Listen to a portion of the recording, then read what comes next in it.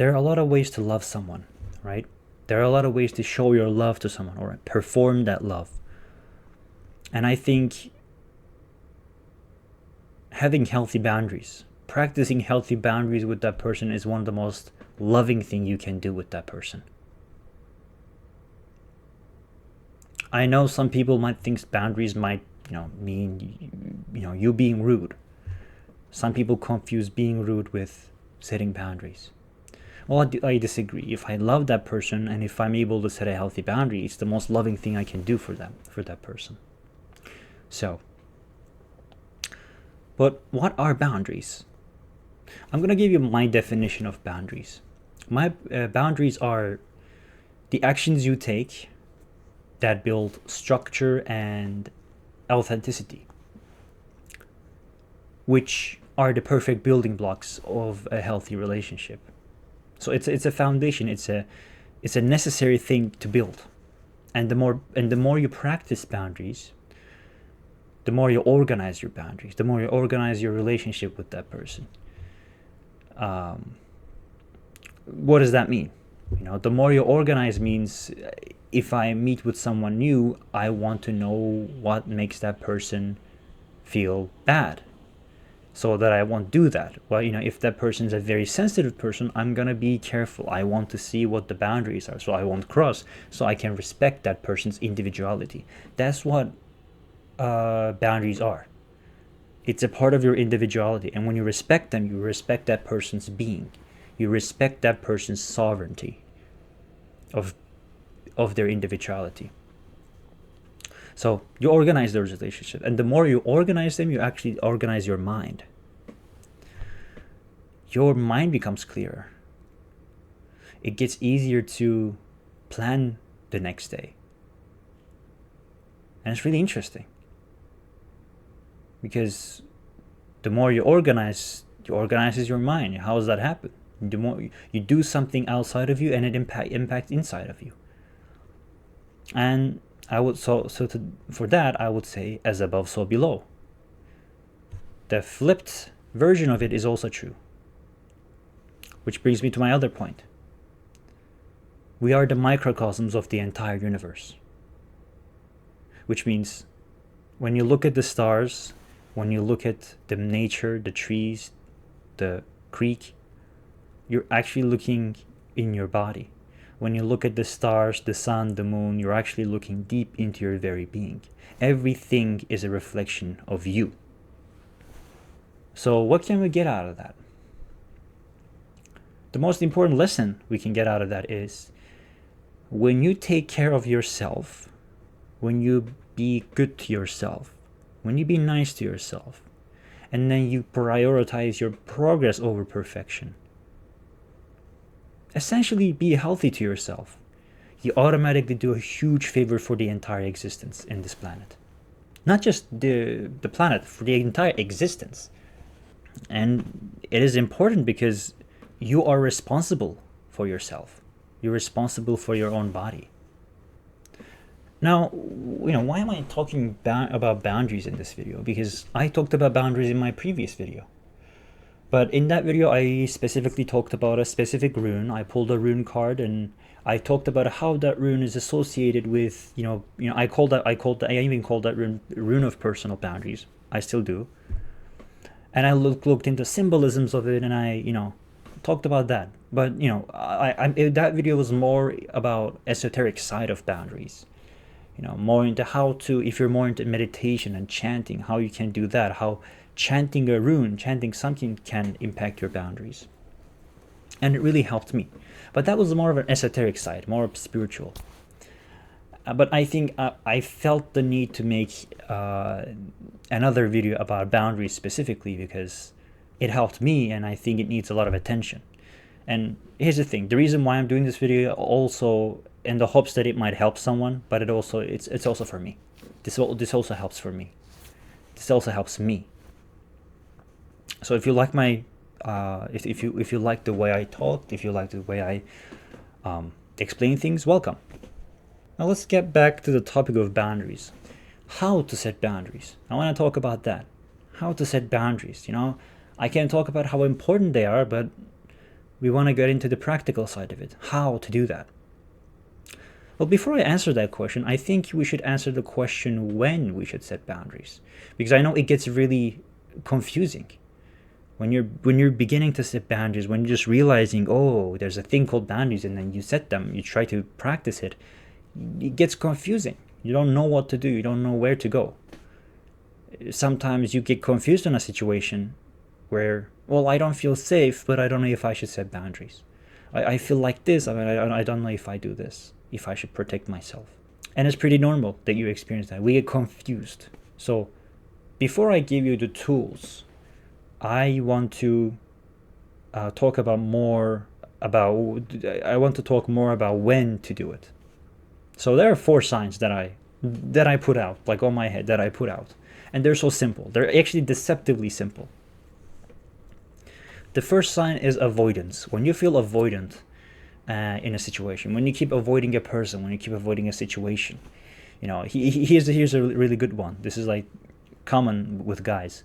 When you have this fantasy where, oh, I want to get out of this place and I want to go into the woods and I want to live in the woods forever by myself and live in peace. If you gone to that point where you're fantasizing about that, then your body's trying to tell you something. Well, you can go, but you don't have to. You can protect yourself. And that is setting boundaries. That is a way, that is another indication. Oh, there's something wrong and you gotta act. You gotta tell specifically. You gotta tell that person, you want to say, one of the easiest way to set boundaries, like telling the person is, hey, please, I don't want you to do this. Can you stop? That's like the safest way to do it. That's like the simplest way to set boundaries. But this is number 1, avoidance. This is number 1. When you feel avoidant, realize that. Feelings are indicators also. That's another point I want to make here. Feelings, you don't really have to, holding on to your feelings and obsessing over them, it might not help you, and it doesn't help you, but also suppressing them also doesn't help. Feelings are indicators. They tell us what's right and what's wrong, what's happening with our body, and when there's something wrong, we feel it. And it's you just have to realize them. You just have to be aware of them. They don't really mean anything by themselves. So avoidance is number 1. The number 2 is resentment. When you get resentful at a person, especially at a person that you're helping, that's another sign. You don't have to help a person. If you feel sick and if you're helping someone, and if for example, if a friend wants your help over and over again, and if you feel sick of it and you don't want to help, you don't have to. And you end up, when you don't want to do that to the point where you end up feeling resentful to that person, it hinders you. You don't have to. Then it's a sign of your body saying, "Hey, we have to get out of here." It's your body's way of saying to not do that, to set a boundary. And you will realize it. Resentfulness, you're gonna realize your resentment. So number 2, resentment, and number 3 is a very safe one, very simple one. When you feel unsafe, when you not feel safe, when you don't feel safe, it's when you don't feel safe on a party, in a special occasion, even with your closest friends, even with your closest family. In terms of like family and friends, it would be like, even if you're not in a real danger, it still doesn't matter.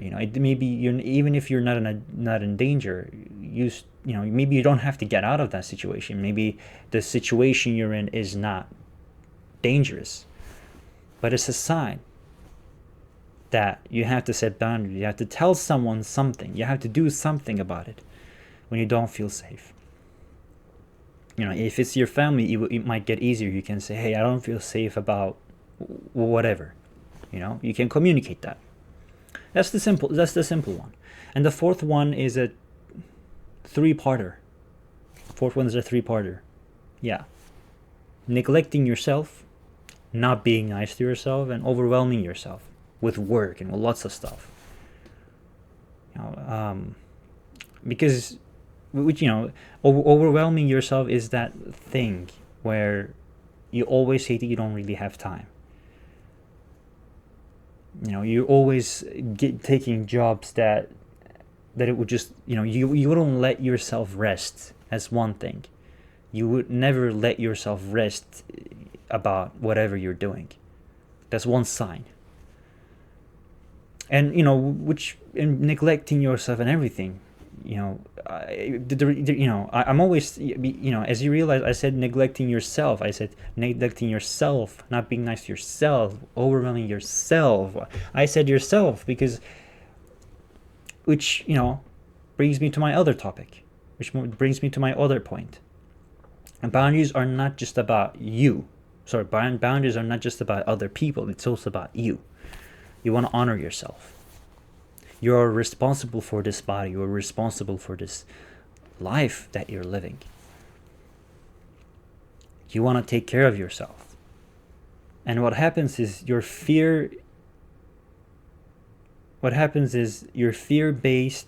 impulses are preventing you from living a healthy and happy life.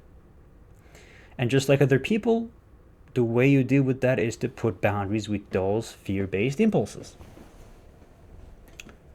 And how you do that is, this is a very powerful and clear way to do it. If there's something that you want to do, that you genuinely think like it's something you want to do and it will benefit you, it will benefit other people. It's something that you want to do, that you really want to do, but you're afraid to do it. It's a sign that you actually have to do it. Now, where's the boundary setting here? The boundary setting here is ignoring those impulses and doing the healthiest thing. Healthiest thing is to do what you have to do. Do what you actually want to do.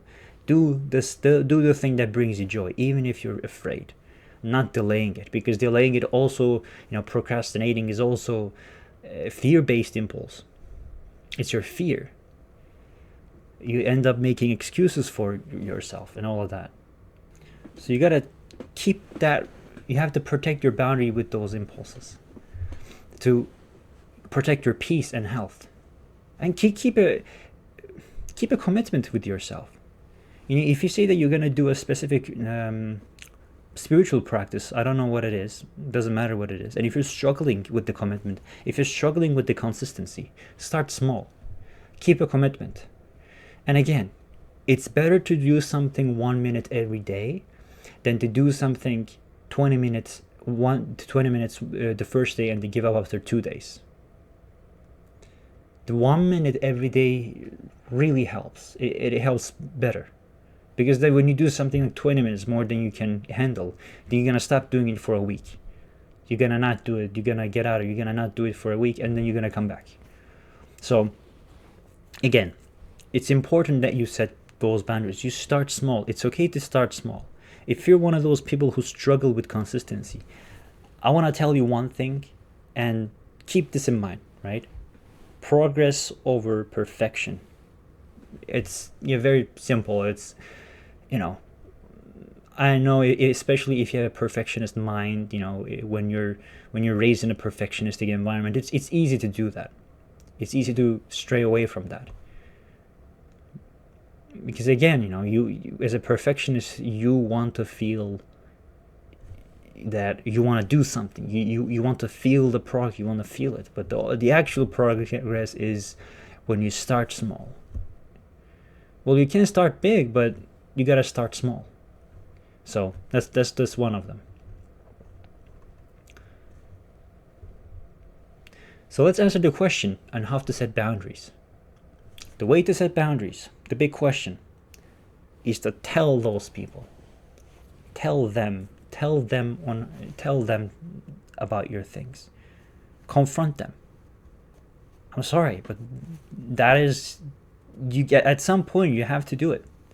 Even in my previous video when I said, I don't know if I actually talked about that in my video, but I talked about when you practice this rune, when you chant this rune, it's gonna help you set boundaries. But I never say it's gonna take care of everything. Even if you do some kind of magic and whatever, it can only help you so much. You have to be the one to start. I mean, you are the person who gets that key into the car and then starts the car. You have to be the starter. You have to start it. You have to confront. And then the tools you use about the chantings and even the runes that I mentioned, it works. It actually really works. But you gotta start it yourself. Or sometimes, the runes, the tools you use, whatever spiritual tools you use, it will help you. But at some point, you're gonna have to do something about it. Because that's where the real magic happens within your own subconscious and your own unconscious. That's when the real magic happens. All those tools of chanting and stuff, those are all just tools that you can use for yourself, for your own well-being. Now, here's the thing. Here's an unfortunate truth. Sometimes we set boundaries, but some people don't really. Some people might not respect that boundary. Now, what do? Not everybody respect boundary. Most people do, but some of them don't. Now, I put up 4 levels. I'm going to talk about 4 levels of defending your boundary. 4 levels. Level 1, you say, when you put a boundary, you just putting up. Level 1 is putting up a boundary. You say, hey, if you're talking with someone, for example, if you're talking with a friend, and they always talk about your mistakes, you did this, you didn't listen to me, and this happened, and it just kind of makes you uncomfortable, because who wants to hear that all the time? You say, hey, I don't want you to tell me this. I don't feel comfortable talking about this. And you say, look, you talk about my mistakes all the time. I don't want to hear that. Can we just stop? I realized the whole topic became around my mistakes that you think I did, and I don't feel safe talking about it. I don't feel comfortable talking about it, and I don't want to talk about it. I'm not going to talk about it. And here's the thing. And when they say why, you don't have to explain your reasoning. That's the thing about boundaries that a lot of people miss. You don't have to explain your reasoning to that person of why you're setting that boundary. You don't need to set that boundary, because a healthy person would come and be like, hey, they might get hurt. Doesn't mean, but like the right action they would want to take is to say, oh, okay. They might say, hey, okay, I'll stop talking, but like, may I learn the reason why? And at that point, you have the freedom to say no. They can ask. Pushing it would be violating your boundary. But yeah, so a lot of people would stop there, but some people won't. Especially if it's someone, if you go with that example, if it's a friend or a family member, that's also really important. Because again, some people say, oh, we shouldn't set boundaries with family members. I completely disagree. Families are, the blood relatives, families, like they were with us the whole time. Family is a strong bond. Blood bond is a strong bond. And if you want a healthy relationship with those people, healthy communication, you have to absolutely set boundaries with those people. You absolutely have to. It's essential. You want a loving relationship with your loved ones, with your family, and with your close friends. So boundaries are important. Well, they might get hurt when you set a boundary. It might be hurtful to them. Not your problem. But I will get into that. I'm getting ahead of myself. But anyway, if they violate that boundary, if you tell them, oh, this is, I don't want to do this, and if they say, if they repeat the same things, what you do is to set level 2. You become a broken record. You repeat them. You repeat your desire. You put a boundary. You repeat it over and over again. Yeah, I don't want to talk about this. Why don't you want to talk about this? I don't want to talk about this. I don't want to talk about this. I don't want to talk about it. You become a broken record. And here's the thing. It gets annoying for them. They might even scream. They might even get angry. It's okay for them to get angry. Let them get angry. It's okay. You become a gray rock. You become boring. You say the same things. I don't want to talk about it. And here's the thing. And second and third time, most people will just back off. But a lot of, if it's a loved one, and it's the thing with our loved ones, with close friends and family, because they're too attached to us. They care about us a lot. They don't want to, they might feel like when you put a boundary, they feel like you're getting away from them.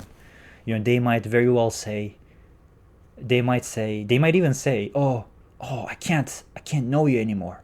I don't know who you are anymore. Oh, you're getting away from me. I don't know. I don't think I know who you. It's okay, because that's how it feels to them. It doesn't mean you're becoming a different.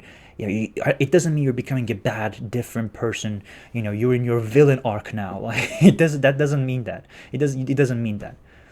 It means you're putting up a boundary and you're protecting your individuality. What they tell is how they feel. Let them feel what they feel. That's also setting another boundary. You're respecting them. You're respecting how they are. So respect them and let them have their feelings.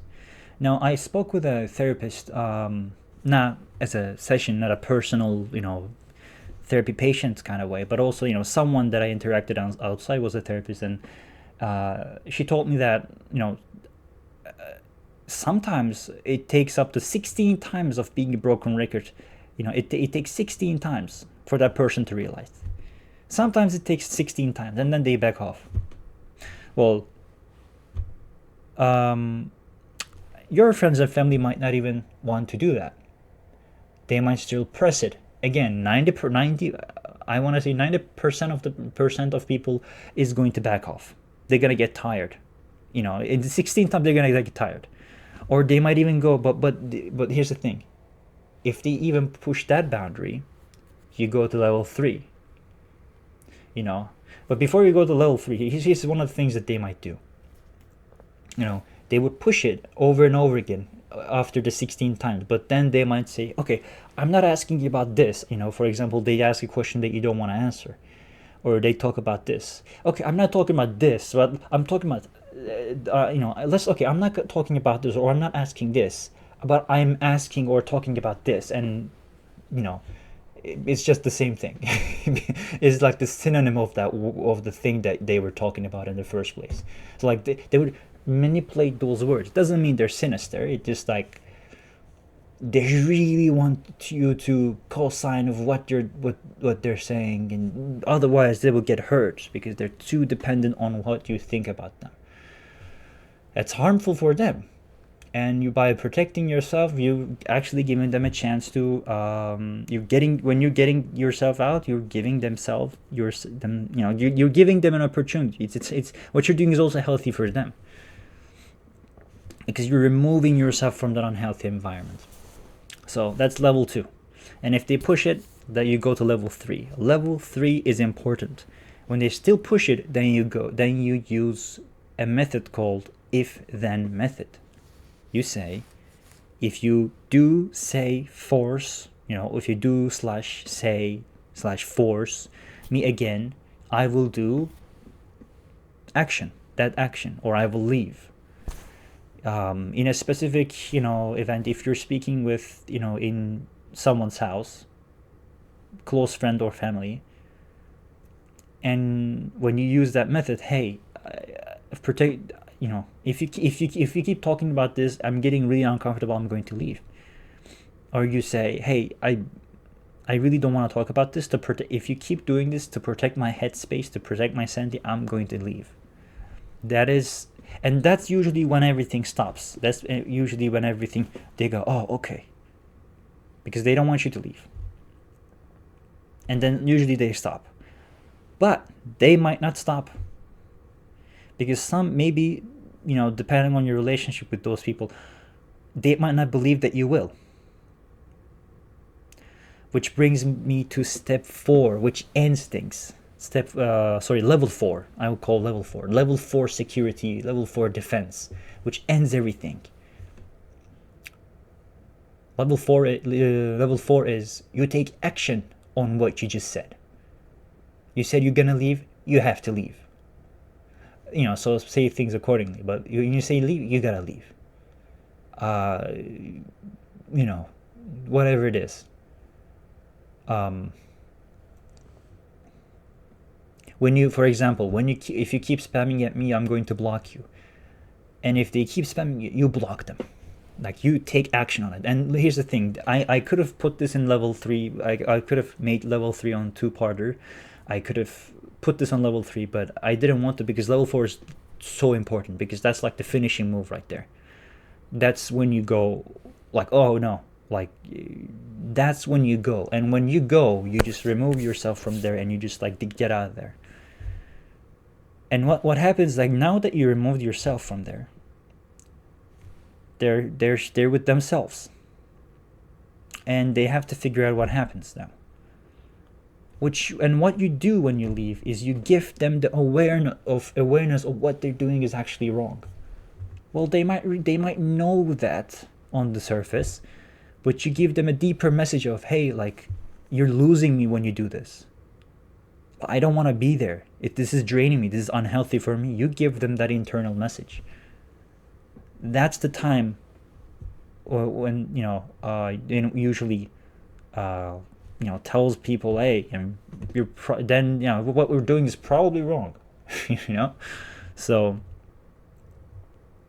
yeah, do that. And here's the thing, even if they don't respect your boundaries after that, then you keep practicing level 3 and 4 at that point. You keep practicing level 4.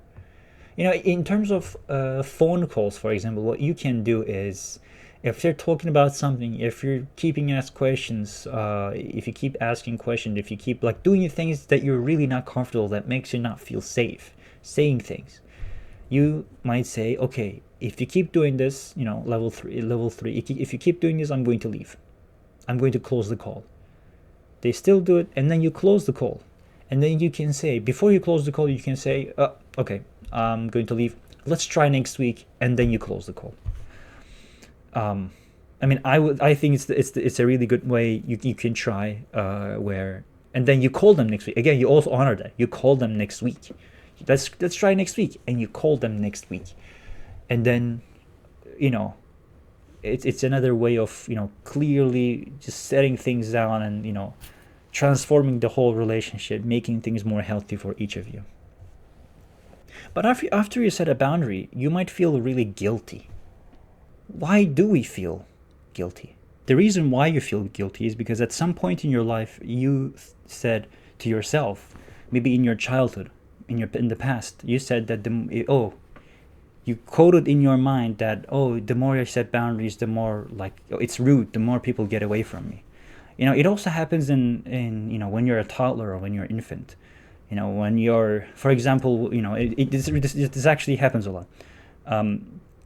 When your kid says, don't do that to me, and the parent comes in and just say, you cannot say no to me, I am your mother, and then, or I am your father, or whatever it is, like, I am your father, you cannot say no this to me, or I am your mother, how dare you say no to me. Then the toddler says, wait, what I'm doing is really dangerous for this tribe, for this, like, mom and, because again, when you're a toddler and when you're a little kid, your mom and dad is your whole world, is your whole universe. Like, you gotta, okay, no, okay, no boundaries, okay, I'll let them do whatever they want. Look, I don't want to, but I'll let them, because that's the only way to keep. Okay, I'll sacrifice that. I'll sacrifice myself for that. Because you're a toddler, like it's within you. When you say something you don't know, it's a natural. But to keep that love, you kind of get rid of that, because you have no idea that you shouldn't really get rid of this individuality thing, your own sovereignty. You don't have that. When it's taught to you that you should give up after, you say, okay, so individuality is bad, sovereignty is bad, and unhealthy boundaries are good. Okay, of course the gate doesn't say that, but that's the message you give into your mind, not knowing that what is healthy and what is not. Which happens that when you grow up, that's when you tell yourself, I shouldn't put a boundary to someone because that would be rude. It just carries out to your other relationships with people. It becomes really easy for you to act in a people pleaser way. It's easy. It becomes really easy for you to be people pleaser. You have a friend, or you really like that friend, you do what they ask. That's and when I talked about resentment, You keep helping them. You keep helping them. Oh, okay, and you don't really say, "Oh, I'm tired." You never complain. That's that's what happens. That's where it came from. You told yourself, "Oh, my sovereignty is a bad thing, and I shouldn't protect that. Otherwise, ooh, sorry, you know." So that's one thing. Now, I think I don't have anything else that I want to talk about boundaries, but I do want to say one simple thing. I want to say one last thing. When you put a boundary with someone, you are not hurting them. What they feel or what they do is not your problem. It is theirs. The only problem you have is to take care of yourself, is to be healthy to yourself. Because if you can't help yourself, you cannot help other people. So be good to yourself.